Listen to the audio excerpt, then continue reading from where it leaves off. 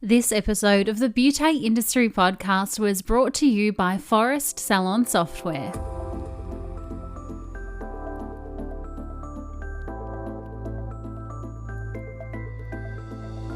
Hello and welcome to the Beauty Industry Podcast, your online support community for the professional beauty industry. I am your host, founding director of Beauty Industry, Tamara Reid. Here we are closing the competitive gap and speaking your language.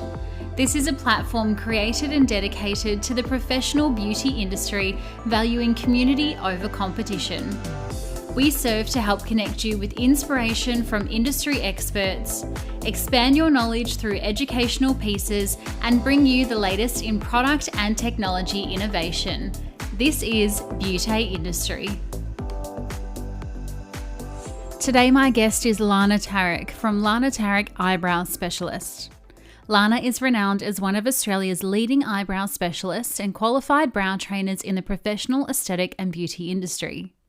Starting her career in a home salon, Lana has worked her way through the many challenges of startup business and has scaled up into an internationally sought-after service for her clients abroad. With over 10 years' experience and now expert in the field, Lana is dedicating her career to the art and geometrics of eyebrow shaping. A humble soul, Lana shares with us today how she's modelled her business from a core set of values, the emphasis she places on team development, and how she's navigated the changes of the beauty industry in the last decade. Here's Lana and I for Beauty Industry. Lana, welcome to the Beauty Industry Podcast. Hi, how are you? Good. Thank you so much for joining me today. No worries. So, Lana, we're going to find out today all about your career and, you're such a name in our industry that I'm excited to have this chat. But where we start with every single one of our guests is all the way back at the beginning of the industry and how they came in. So I want to know from you, what made you join the aesthetic and beauty industry? So I've always had a passion for beauty from a very young age, but I didn't really, I didn't plan on being in the beauty industry. So I kind of just fell into it by chance. I was at uni studying, and then it wasn't up until when I had fallen pregnant, deferred my studies, that I studied beauty and started my business. So it was all by chance. Brilliant. Sometimes those chances are just the best thing that can happen to us, aren't they? Yeah, they are. So tell me, did you go straight into studying a diploma of beauty therapy, or how did you actually enter there? Yeah, so when I actually started doing brows from a very young age. So I was doing all my friends' brows on the basketball court while they were laying in my lap. My mum actually used to do brows too. So I've always had a knack for brow sculpting from a very young age. But when I started my business, that's when I realized I actually needed to do like a certificate 3 in beauty, to make sure that I know how to use wax and how to actually like sculpt brows as a professional beauty therapist. So just before I established my business, that's what I had to do to kind of get it going. Yeah, cool. So you came straight out of that certificate and then went straight into pretty much business ownership, right? Yes. That's pretty daunting at such a young age. Yeah, I was actually about 20 at that time. Yeah. Yeah. Okay. Interesting. And so you started your brow business from home. What did that look like back then? Because obviously home businesses have come such a long way. Yeah, completely different to what my salon looks like now. I had a little tiny corner. I had a beauty bed, a chair, and a small little table. It was very, very basic, very simple, but it worked, and I don't regret it at all. I'm glad I started that way, and I'm glad I did grow slowly. But yeah, it was completely different to what my business looks like now. Yeah. Did you ever feel, I guess sometimes as therapists, we feel like we're the best at our craft and the best at, doing brows or lashes or treatments or whatever. And then we go, I want to own my own business. And then we get there and we go, oh my goodness, this is so much more difficult than I thought. I need to know the finances. I need to know the marketing. How did you kind of navigate going from doing the trade to then being a business owner? Um, it was hard. I'm not going to lie, because I was just working on my craft rather than expanding my skills as a business owner. But then again, like when I started, I didn't anticipate that my business would grow, and I never had that. I never had that real big goal. I just kind of fell into it. It was all by chance. So when it was happening, slowly I realized that, oh, okay, so we're going to need to have a accountant and then a bookkeeper. Okay, I probably need a business coach, or I might need, and then slowly as your business evolves, you realize that you need to delegate certain tasks. I'm not a jack of all trades. I can't be everything all at once. But it's about being organized and realizing that your business needs certain professionals to make it run efficiently. Yeah, for sure. And I love how you're talking about that slow growth. I think these days, with the likes of Instagram and social media, there's a lot of comparison. And, people are seeing people like yourself, being this beautiful, successful business owner, and they want to go straight from school or college into being this success. And it's like, no, no, that took years and years of slow growth to get there. It doesn't happen overnight. No, absolutely not. And if it does happen overnight, it probably will crash very soon. So I just believe that if something blooms very slowly, it will last longer. And yeah, if you are rushing for it to kind of be a success so quickly, chances are that it won't last very long. Yeah, good advice. Now, as I mentioned, you did start in your home, but you're now in a commercial space. Yes. There was that slow growth, but at what point did you go, okay, I now need to move this into a commercial space and I need to get out of my home because this is kind of turning into a bit of a machine? I guess I realized that I needed to separate my business away from home when I had like women just showing up at random hours in the evening for an appointment, and having like children and a family at that time. It was a bit, I had to draw the line. Mm. On In a way I was happy, but in a way I was like, okay, we need to actually do something about this. So that's when I started to actively look for a commercial space, and fit out my first brow studio.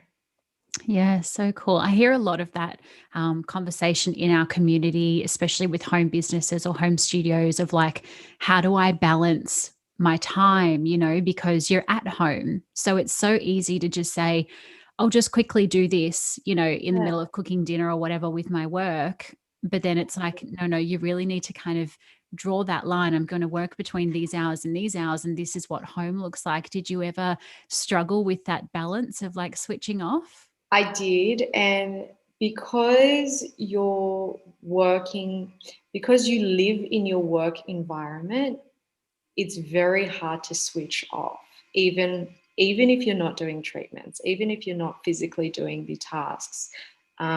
So subconsciously I found that I was always working, Mm.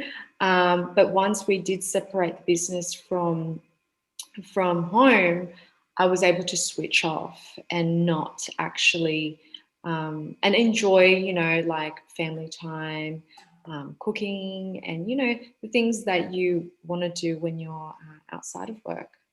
Yeah, for sure. I want to know, you started Browse in 2014 Yeah. and now in 2021, there's a lot that has changed, right? How have Yes. you kind of navigated, I guess, keeping up with the trends and then the likes of the Instagram people on Browse and the YouTube and, clients DIYing from home and people coming in who haven't studied and now they're an expert? I mean, there's a Yeah. lot there. How have you kind of changed and molded your business in that time? So when I started doing brows back in 2014, I was one of the very few to start microblading. So there wasn't really, there's probably like two or three other artists in Australia that were providing that service. Um, the demand was there, and I definitely did find a gap in the market.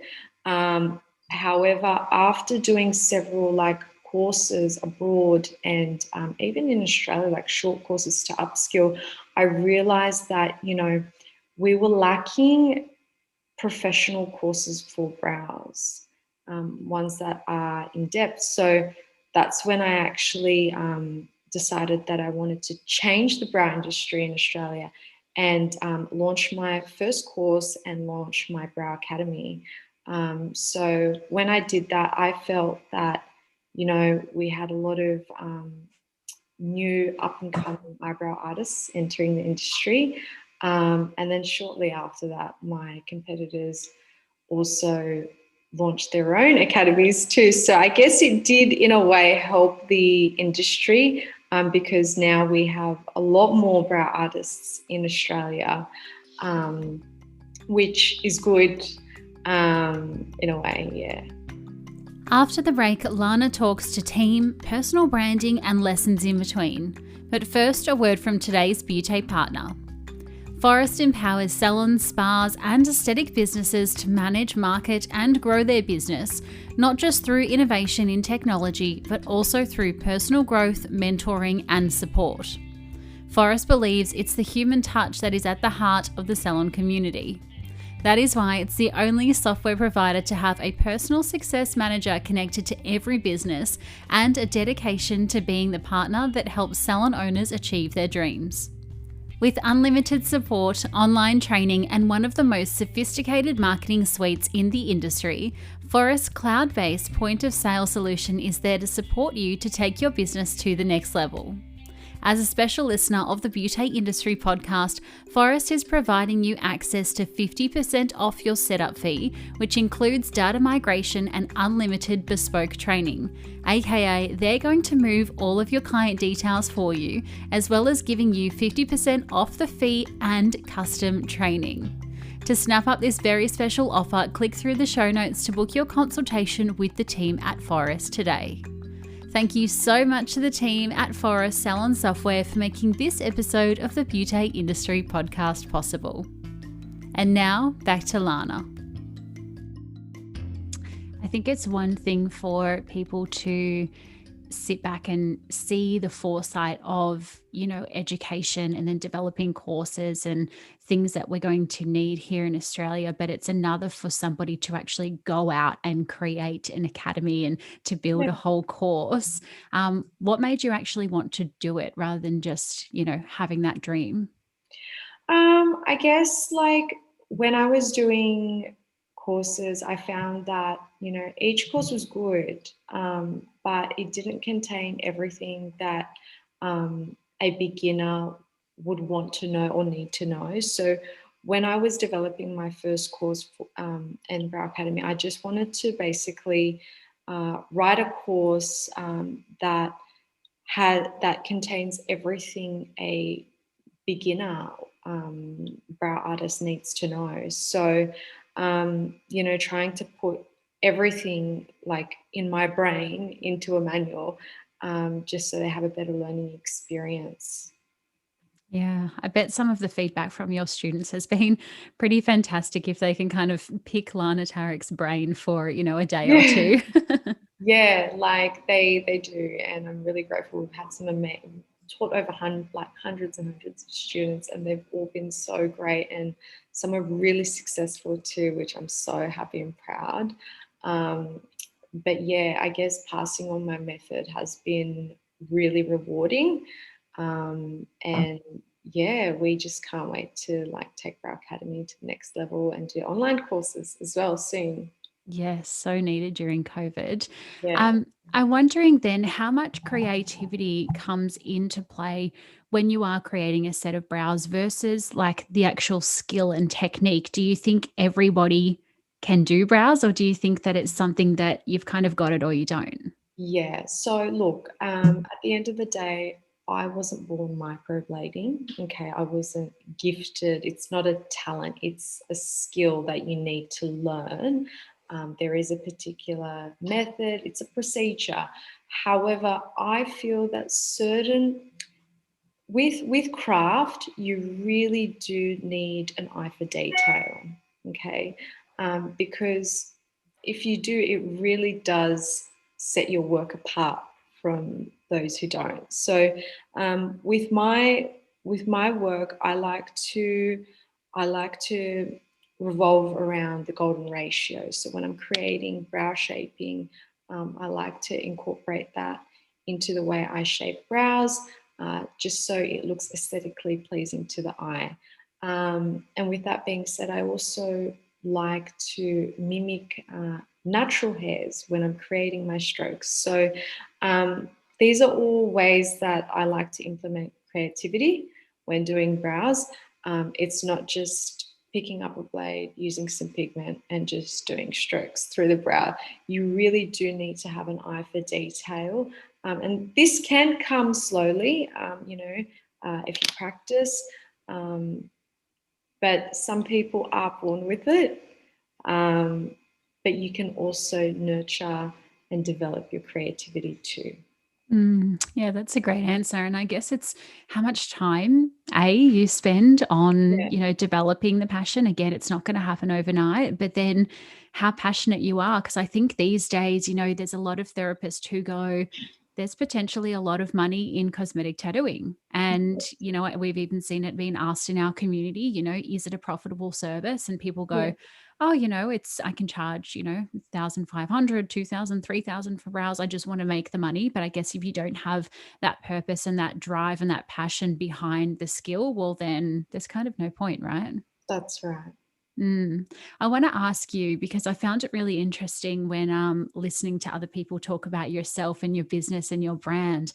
Some of the things that they frequently said was like your values in terms of your business and your academy. And when I went on the website, I saw those values, and I'm a huge value person, and we do a lot of value work in our business. And so I just want to call them out: expertise, quality, customer service, inclusivity, and professionalism. Um, how did you come to land on those brand values for yourself and your business and your team? And then how much do they influence like what you do on a daily basis? Yeah.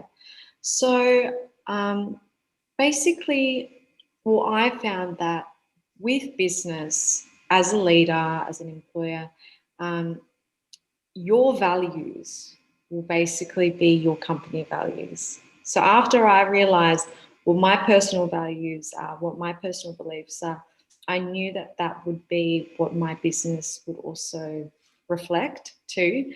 Um, I I like to incorporate these values and my staff as well, daily in the salon and even in the academy. Um, you know, from the moment a client walks into the moment they walk out, we provide our expertise constantly, and provide quality at all times. Even if they're coming in for like a 20-minute eyebrow wax, we want to ensure that they feel like we're providing, top tier service by shaping and measuring up their brows. So it's really important that you do you personally believe in your company values, and that's I guess I find that really helps with having the whole team and all the staff believe in that too, and that's what basically creates a really good workplace culture. So we like to implement our values every single day, with all our clients and amongst each other in the salon. Yes. You're speaking all my language with the words leader and culture. And I love that you didn't say boss or manager. Have you done any kind of leadership training yourself to get you there? No, I actually haven't. Natural leader. Yeah, but I think it's really important to see yourself as a leader, because as an employer, you are a leader. Your staff do look up to you, and you have to present well and speak their language too, and resonate with them and connect with them. So it's really important in a workplace. Absolutely. Do you do much work on, team culture or team development or personal and professional development for your team? Yes.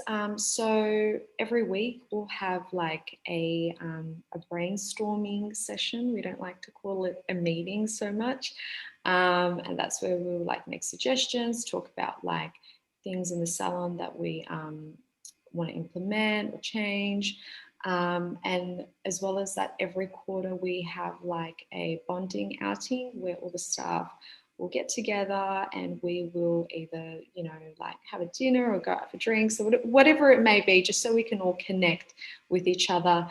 And as well as that, once a month, I'll have like a one-on-one meeting with each staff member to see how they're going, how,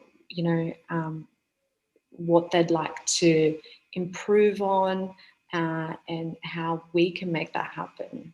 Yeah, I love that. I think, something that business owners ask me is, Tamara, I want to be really transparent and open and honest with my team, but Mhm. where's that fine line? Where is it Yeah. being like, how much do I tell them? Do you have any kind of metrics or qualifiers around, okay, I want to be friends with my team, but also I have to be professional because at the end of the day, I'm running a business. Yeah, I guess I understand. It's a hard one. Look, at the end of the day, you you can't you you have to be close with your staff. You have to be. That's the only way you can have a really good relationship with them. But that's a really hard question. I guess it's kind of dependent, isn't there? Like it's, you can go out and have a wine, but then it's like, don't stay until 3 a.m. Yeah, at the end of the day, you have to keep it professional. You have to know your boundaries, um, and you have to just, you just have to make sure that you're not crossing that line, and you're just improving the work relationship as much as you can. Yeah, without For getting too sure. personal. Absolutely. And speaking about team, I think that's one of the biggest challenges is, for leaders and business owners, what are some of the challenges that you've faced and you've overcome thus far? Um, I guess one of the biggest challenges would have been patience, I guess, for me. Sometimes when you want something, you want it right there and then. But I guess over the years, I've realized that business fluctuates. So, you're going to have your highs, you're going to have your lows. When it rains, it really pours, and sometimes it's sunny for a while. So, understanding that, not giving up, persevering, and just having that drive is really important. And I learnt the hard way, but now I've realised that it's just how it is. It just goes up and down, and you just have to adjust. And you can't um, you can't expect anything overnight. Definitely not. And hard work does pay off.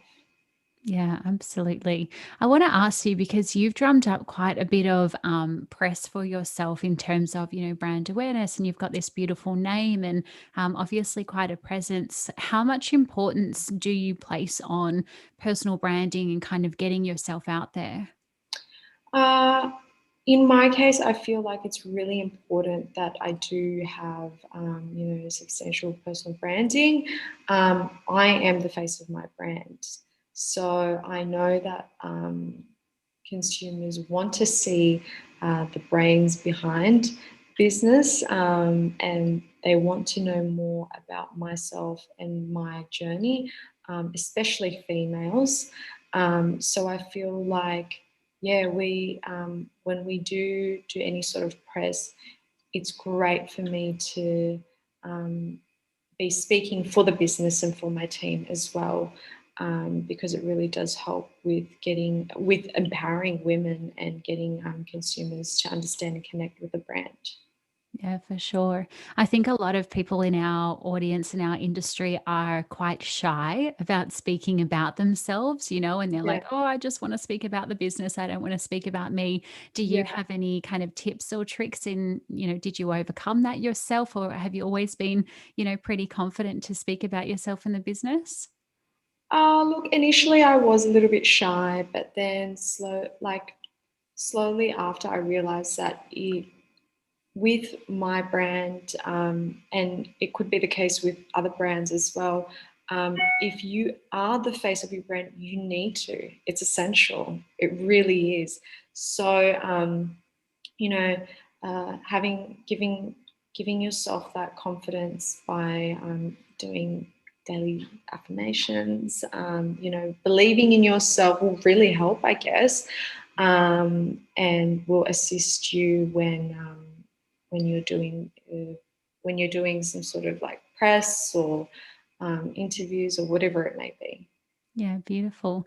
And I'm wondering, just to finish up, if you have any advice for either people who aren't in the industry yet, or maybe, people who are at home and they're wanting to move into that commercial space, or, even people who are wanting to increase their own personal brand, anything that you've found along the way that you want to share, your musings, and so that they don't have to go through those challenging times and they can take your advice and, put it to work.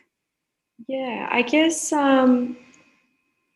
not putting too much pressure on yourself, and being really organized and planning everything out is very important. I find that things will always fall into place if they're meant to.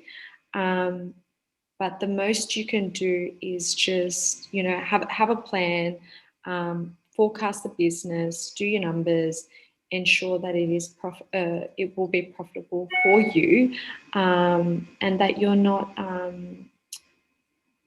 diving in too quick, too deep. Mm. Yeah, Yes, that's a good one. Otherwise, you get there and then you're like, oh my goodness, so overwhelmed, right? absolutely. So, yeah, just preparing yourself but not putting yourself under pressure. Gorgeous. Lana, you have been so sweet to talk to. Thank you so much for Yeah. being so open and honest with us today. I'm sure people have taken away loads of little magic in there. So I really appreciate your time. Thank you so much for having me. I just love a story that starts with humble beginnings and ends up in flashlights. The qualities of hard work, persistence, and gratitude all stand out to me when Lana talks, which is exactly why she's been able to reach the level of success that she has. These days, it can be difficult to see that people are killing it on social media and wonder why you or your business maybe hasn't achieved the same level of success. But let me tell you one thing, it's not going to happen overnight, which is what we've heard today. But with passion and dedication combined with self-belief and the support of the right people around you, I guarantee you it will happen. Just hang in there. If you're interested in seeing some of Lana and the team's recent work, you can go follow them over on the gram at Lana Tarek Brows. And if you liked what you heard and want to train with Lana, you can do so by taking a look at their courses at Lana Tarek Browcademy. That's all from us. Thank you so much for your support and for tuning in week after week. Until next time, stay connected.